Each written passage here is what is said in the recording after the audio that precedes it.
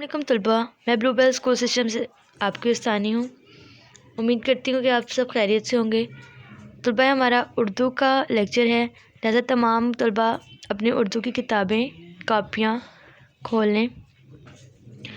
सबक नंबर 18 शहद की मक्खी कर रहे हैं हम, जो कि एक नज़म है और शहद की मक्खी के बारे में बताई गई है, जिसमें बताया गया कि शहद की मक्खी कितनी मेहनती है, जो दिन में हर वक्त मेहनत करती रहती है, कभी भी थकती नहीं है।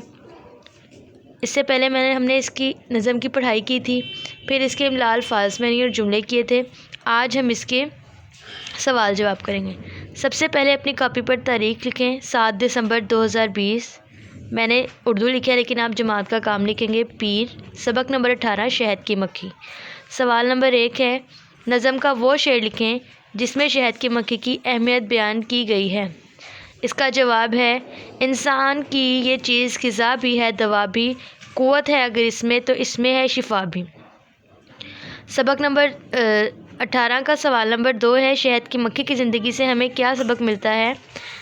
तलबा, शहद की मक्खी की ज़िंदगी से हमें ये सबक मिलता है कि हमें दिल लगाकर मेहनत करनी चाहिए, क्योंकि हमने पढ़ाई में पढ़ा था कि शहद की मक्खी बहुत ज़्यादा मेहनती है।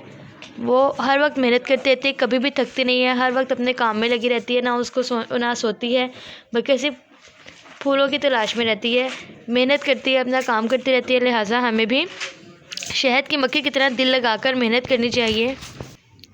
तलबा, हम अपनी जूम क्लास में इसको मज़ीद तफसील से पढ़ेंगे, लिहाजा तमाम तलबा जूम क्लास ज़रूर लीजिएगा। अपना बहुत ख्याल रखिएगा। अल्लाह हाफ़िज़।